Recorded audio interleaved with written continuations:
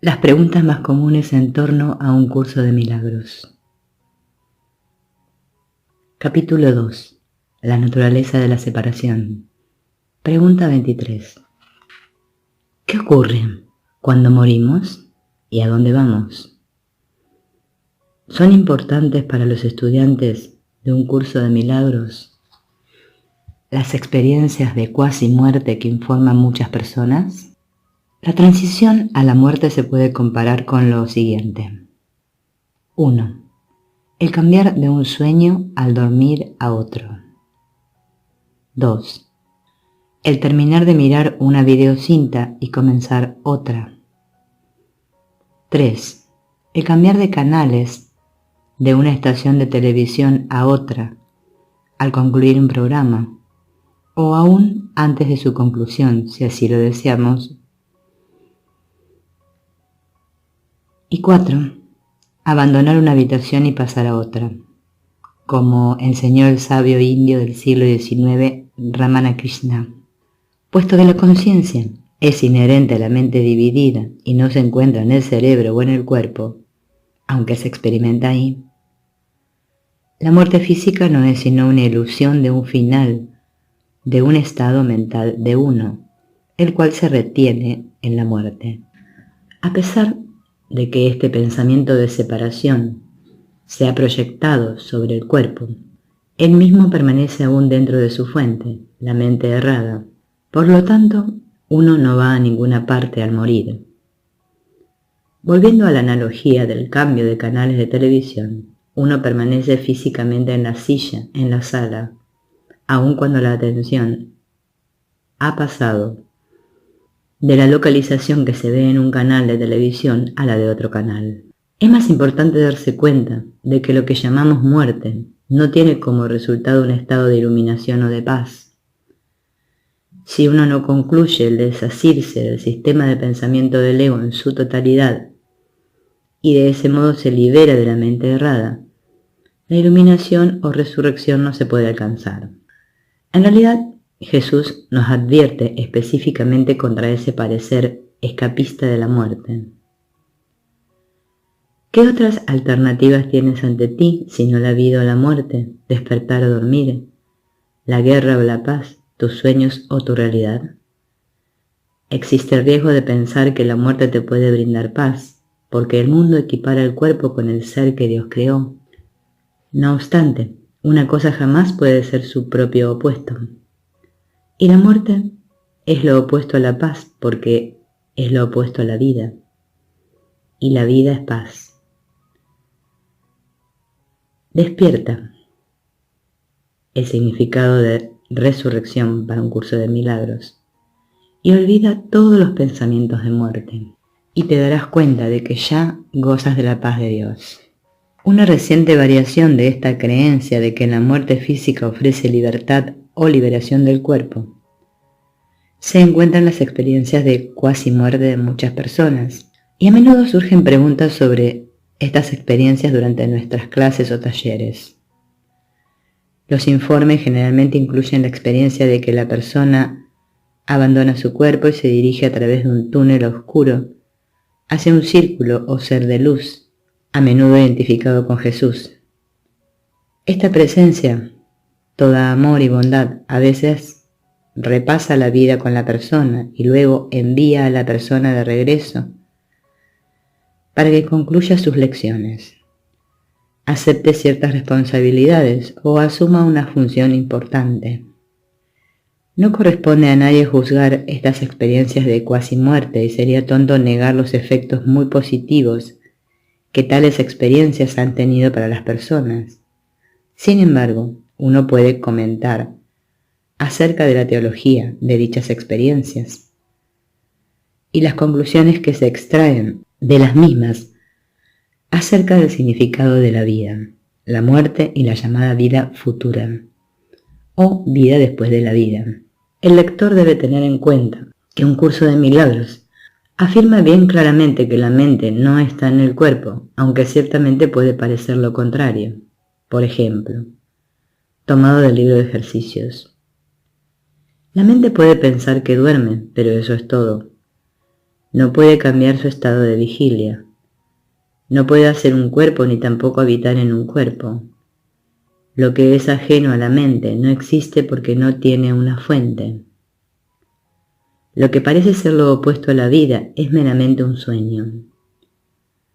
Cuando la mente elige ser lo que no es y asumir un poder que le es ajeno y que no posee, un estado foráneo al que no puede adaptarse, o una condición falsa que no forma parte de su fuente, simplemente parece que se va a dormir por un rato y sueña al tiempo, un intervalo en el que lo que parece acontecer en realidad nunca ha sucedido. Los cambios ocurridos carecen de fundamento y los acontecimientos que parecen tener lugar no están en ninguna parte. Cuando la mente despierta, sencillamente continúa siendo como siempre fue. Y, tomado de más allá del cuerpo, en el texto. La morada de la venganza, el cuerpo, no es tu hogar. El lugar que reservaste para que albergase tu odio no es una prisión, sino una ilusión de ti mismo. El cuerpo es un límite que se le impone a la comunicación universal, la cual es un atributo eterno de la mente. Mas la comunicación es algo interno. La mente se extiende hasta sí misma. No se compone de diferentes partes que se extienden hacia otras. No sale afuera. Dentro de sí misma es ilimitada y no hay nada externo a ella. Lo abarca todo. Te abarca completamente. Tú te encuentras dentro de ella y ella dentro de ti. No hay nada más en ninguna parte ni jamás lo habrá. Por lo tanto, cuando consideramos esas experiencias de cuasi muerte desde la perspectiva de un curso de milagros, podemos ver que no tienen sentido alguno en el nivel de la forma. ¿Cómo puede uno abandonar su cuerpo, viajar a través de un túnel y presentarse ante una gran luz si uno jamás estuvo en un cuerpo en primer lugar? Recuerden que el yo permanece en la mente y no en el cuerpo, del mismo modo que el yo del que sueña no está en el sueño, aunque partes de este yo se reflejan allí. Repito, no se debe negar ni invalidar una experiencia personal, pero sí entender que no importa cuán válida sea esa experiencia para la persona, la interpretación es puramente subjetiva y no debe tomarse por la verdad objetiva. Por ejemplo, todo el mundo experimenta que el sol sale y se pone todos los días, y muchas personas informan sentimientos estéticos muy significativos y hasta espirituales asociados con las salidas y puestas del sol. Y sin embargo, sabemos científicamente que el sol no sale ni se pone, sino que más bien es la Tierra la que se mueve al rotar sobre su eje y girar alrededor del Sol. La experiencia es contraria a la verdadera explicación. De igual manera, todos experimentamos la Tierra como si fuese plana a medida que pasamos por nuestras vidas cotidianas, aun cuando entendemos intelectualmente que la Tierra es redonda. Y de ese modo la experiencia de alguien sobre un suceso de cuasi muerte, o de un lugar hacia el cual alguien va cuando muere, o casi muere, no necesariamente significa que lo que se entiende como la experiencia es lo que verdaderamente es. Y repito, cuando se mira esas experiencias a través del lente de un curso de milagros, se entiende de manera muy distinta, expresiones de perdón que se proyectaron desde la mente hacia el cuerpo y su mundo de vida, muerte y proximidad de la muerte. Como hemos visto, por consiguiente, en verdad, no puede haber una experiencia fuera del cuerpo, puesto que para comenzar, la mente nunca está en el cuerpo para empezar, y así pues la mente no puede abandonar el cuerpo, viajar a través de un túnel y encontrarse con Jesús después de haber abandonado el cuerpo. Es más, existe un peligro al creer de este modo, debido a que sugiere intensamente, como hacen muchas personas que han tenido tales experiencias, que esa paz, dicha y felicidad solo pueden llegar a una persona después de haber muerto y abandonado el cuerpo. Todo el centro de interés de un curso de milagros radica en elegir y tener un instante santo ahora mismo, en elegir a Jesús o al Espíritu Santo en lugar del ego, uno no tiene que morir para ir al cielo, puesto que el cielo es una conciencia de perfecta unidad dentro de la mente, y nada más además de eso. La maravillosa experiencia del perdón que a menudo se informa puede lograrse en un instante santo, repito, sin tener que abandonar el cuerpo, viajar por un túnel, etc. El sostener que se idealicen y se persigan experiencias de cuasi muerte, como se describe en la popular película Flatliners, realmente le sirve muy bien a la estrategia fundamental del ego, de primero hacer el cuerpo real y luego convertirlo en una cosa repulsiva. Esto plantea una situación en la cual la gente desearía estar libre de su prisión de tinieblas al anhelar escaparse hacia la luz no corpórea. Y mientras tanto el sistema de pensamiento del ego de separación, culpa y especialismo descansa cómodamente en la mente, protegido por la creencia de que en efecto hay un cuerpo que es real y que verdaderamente existe en el mundo físico. Así pues, el creer en la realidad de tales experiencias es llegar a un mero arreglo con la verdad, otorgarle igual poder y realidad a la luz y a la oscuridad, contra el cual Jesús nos advierte en un curso de milagros. Vemos un claro planteamiento de esa advertencia en la sección acerca de la muerte en el Manual para Maestros, y citamos ahora de este pasaje extremadamente importante. Comienza con una referencia a la creencia religiosa corriente del que al morir el alma se libera para retornar a Dios o para continuar en su viaje como la doctrina católica del purgatorio. Sin embargo, el interés contemporáneo de las experiencias de cuasi muerte, como ya hemos visto, cae en la misma categoría de no reconocer la naturaleza ilusoria del universo físico entero y de la existencia individual, cuerpo, mente, y a lo que se refieren equivocadamente como espíritu. La extraña creencia de que una parte de las cosas que mueren, un alma o fuerza vital, puede seguir existiendo separada de lo que muere, tampoco proclama a un Dios amoroso, ni vuelve a asentar las bases para que se tenga confianza. Si la muerte es real para una sola cosa, la vida no existe. La muerte niega la vida. Pero si la vida es real, lo que se niega es la muerte. En esto no puede haber transigencia alguna. O bien existe un Dios de miedo, o bien uno de amor. El mundo intenta hacer miles de transigencias al respecto y tratará de hacer mil más. Ni una sola puede ser aceptable para los maestros de Dios, ya que ninguna de ellas sería aceptable para Dios. Él no creó la muerte, puesto que no creó el miedo. Para él ambas cosas están igualmente desprovistas de sentido. La realidad de la muerte está firmemente arraigada en la creencia de que el Hijo de Dios es un cuerpo, y si Dios hubiese creado cuerpos, la muerte sería ciertamente real. Pero en ese caso Dios no sería amoroso. Ningún otro punto ilustra en forma tan clara el contraste que existe entre la percepción del mundo real y la del mundo de ilusiones. El último enemigo destruido será la muerte. La famosa aseveración de San Pablo tomada de su primera epístola a los Corintios.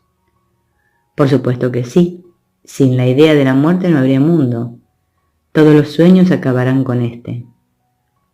Esta es la meta final de la salvación, el fin de todas las ilusiones, y todas las ilusiones nacen de la muerte. ¿Qué puede nacer de la muerte y tener vida? Por otra parte, ¿qué puede originarse en Dios y morir? Las inconsistencias, las transigencias y los ritos que el mundo fomenta en sus vanos intentos de aferrarse a la muerte y al mismo tiempo pensar que el amor es real, no son más que necios trucos mágicos que no tienen sentido ni eficacia. Dios es eterno, al igual que todas las cosas creadas en Él. ¿No ves que de no ser así, Él tendría un opuesto y el miedo sería tan real como el amor? Maestro de Dios, tu única tarea puede definirse de la siguiente manera. No hagas ningún trato en el que la muerte sea parte integrante de él. No creas en la crueldad, ni permitas que el ataque oculte la verdad de ti. Lo que parece morir, el cuerpo que había estado vivo, tan solo se ha percibido incorrectamente y se ha llevado al campo de las ilusiones. De ahí que tu tarea sea ahora permitir que las ilusiones sean llevadas ante la verdad. Mantente firme solo en esto, no te dejes engañar por la realidad de ninguna forma cambiante. La verdad no cambia ni fluctúa, ni sucumbe ante la muerte o ante la destrucción. ¿Y cuál es el final de la muerte? Nada más que esto, el reconocimiento de que el Hijo de Dios es inocente ahora y siempre. Nada más que eso. Pero no olvides que tampoco es menos. En conclusión, podemos entender que cualquier cosa que parezca vivir y luego morir, que cambie, crezca y subsiguientemente se deteriore, o que parezca estar separada de las otras, no puede ser de Dios y por lo tanto no puede ser real. Y por eso todas las categorías que se relacionen con cuerpos en cualquier forma, incluyendo la muerte y la vida, no tienen verdadero significado porque no existen en verdad. Su único significado dentro de la ilusión proviene de que sirvan como salones de clases en los cuales aprendamos la lección de discernir entre lo insensato y lo significativo. Pregunta 23. ¿Iluminación o resurrección significa liberarse del cuerpo? No, porque la mente no está aprisionada en el cuerpo, sino únicamente en su propia decisión de identificarse con el sistema de pensamiento del ego. En consecuencia, la iluminación se puede entender como el despertar del sueño, un proceso que ocurre solo en el nivel de la mente. Como dice el curso, la iluminación es simplemente un reconocimiento, no un camino. Por lo tanto, puede entenderse como la aceptación de nosotros mismos tal como Dios nos creó y el reconocimiento de que ningún cambio es necesario porque, en verdad, la separación de Dios jamás ocurrió. Este reconocimiento es lo que un curso de milagros quiere decir con aceptar la expiación para uno mismo. Es más, la definición del curso para resurrección es el despertar del sueño de muerte del ego, como se ve en la respuesta del manual a la pregunta ¿qué es la muerte?, donde el proceso de superar la muerte con toda claridad se ubica en la mente, puesto que la muerte no tiene nada que ver con el cuerpo. La resurrección, dicho llanamente, es la superación de la muerte o el triunfo sobre ella.